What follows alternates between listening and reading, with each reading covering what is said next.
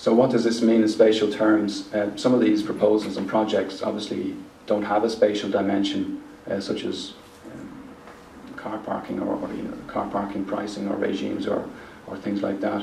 But the elements of the strategy which, if you like, do have a spatial dimension, we've tried to break down into the three main priorities for the town.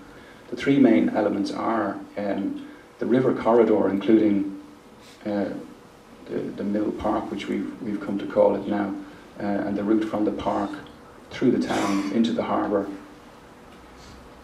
The main street access and the offshoots from that, and the connections from the main street laterally into the park and onwards, and then the whole seafront area ranging from the harbour itself through the beach and up to the Martello Tower. The three of those combined then, this diagram is just trying to explain that notion of a green corridor, making the park more attractive, bringing it through the town centre, following the path of the river out to the harbour, and then up and down the coast.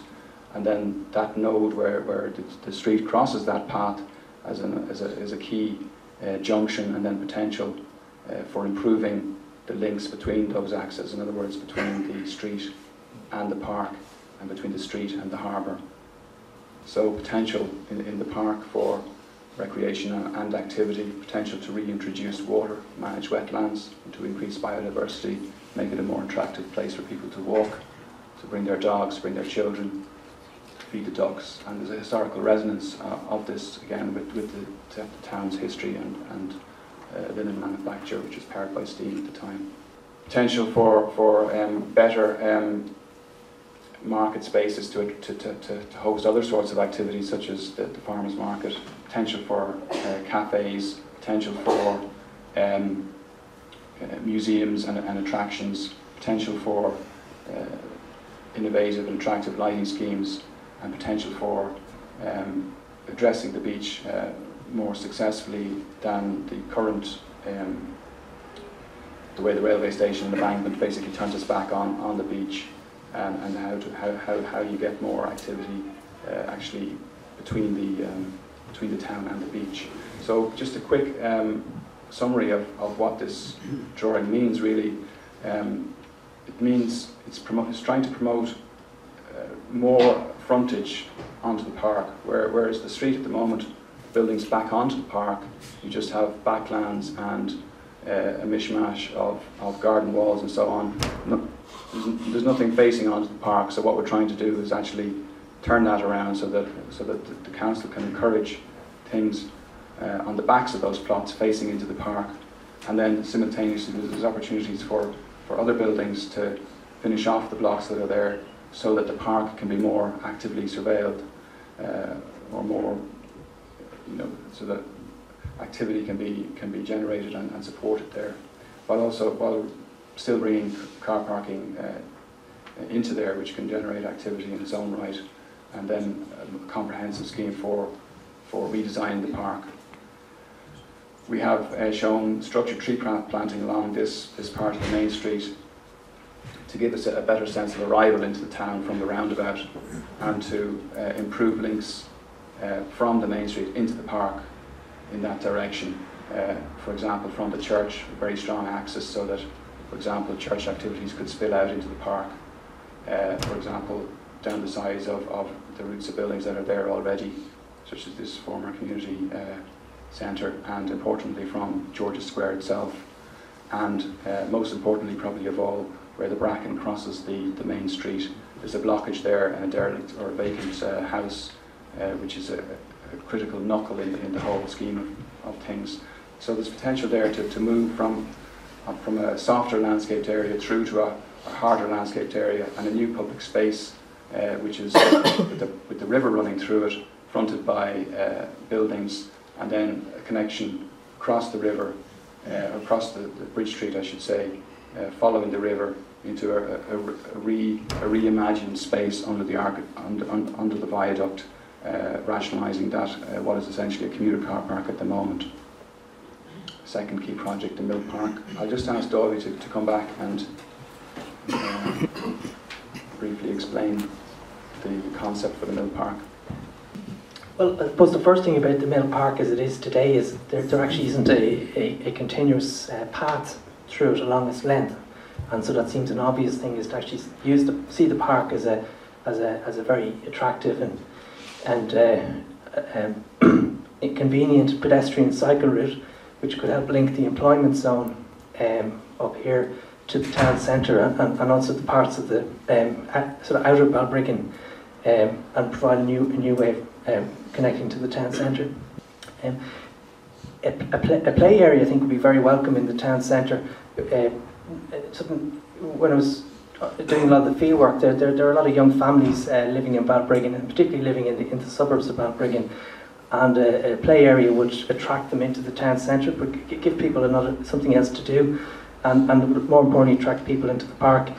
And the park, of course, a good part of the park could be quite simple, could be left as sort of open meadow or lawn areas, because the park is a very good location to bring activities during festivals such as your Summerfest, or there was a pilot food festival last year as well. It'd be very good, I suppose. A lot of parks people sometimes need to drive to. They're with children or elderly or disabled people, so I think it'd be very useful to have some parking along Vauxhall Street, and potentially improving the laneway access down the side of the community centre. Perhaps even making that laneway usable for cars in one way on a shared surface street, so cars could maybe come out this way and they wouldn't have to go down this narrow laneway. Talk about that. Just quickly an illustration of the park, showing a play area, a hard landscape zone beside a pond, just to give you an impression of what that might feel like. And finally, you always explore in a more detailed study the potential of the ponds to be used to micro-generate electricity to power lighting or park maintenance vehicles.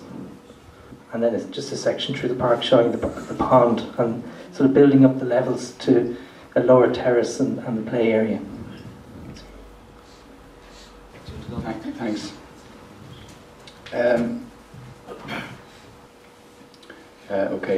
Here we have a sketch of the street with cars along it.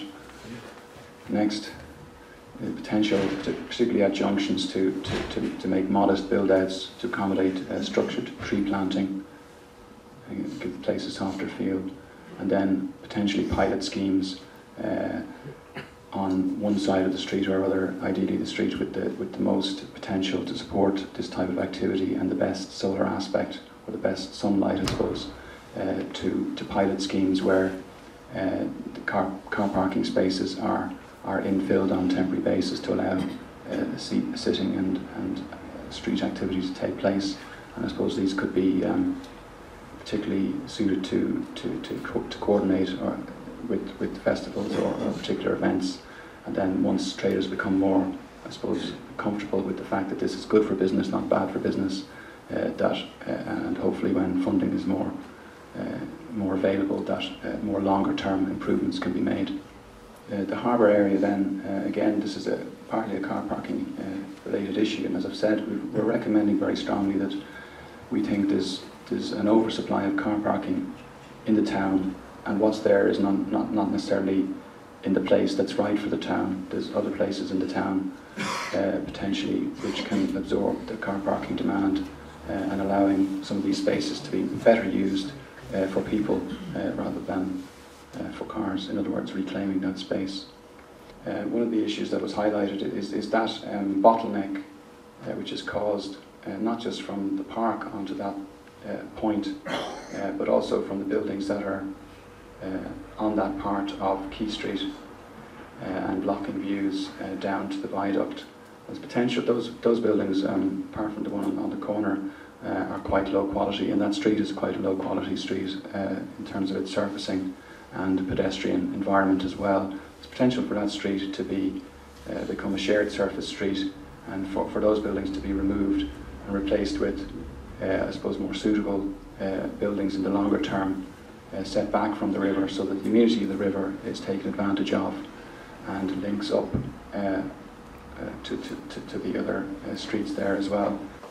There's an impression, I suppose, of how that could look opened up to people instead of cars, and a new frontage of buildings which will activate that space. There's very little point in just having a wide open space if there's only backs of buildings onto it. And again, this is, I suppose, connected to the structural issues in the development industry at the moment, but planning is all about long-term ideas as well as short-term ideas. So what we're trying to do, I suppose, is provide a vision and a framework for the way forward for Balbriggan, not just in the next year or 6 months, which is obviously, I suppose, people are only thinking in those terms at the moment, but for us as planners, we have to think longer term, and I suppose what's in the interest of the town is to think longer term as well at this moment, and to envision what's possible. And I suppose it doesn't actually take very much once the development market comes back, once there is a framework in place, that the conditions can be right to manage growth in a coordinated way rather than responding to it in an ad hoc way and getting development maybe in the wrong place, or in a sort of place which is not supporting the town but potentially competing with it, such as the potential concern with Millfield. That's the end of the presentation, so thanks for your attention. As I said, this presentation will be online, and I believe it's being recorded as well. So I'm going to ask the guys to turn and face the music now, and ask Frank to chair questions and answers. Thanks very much.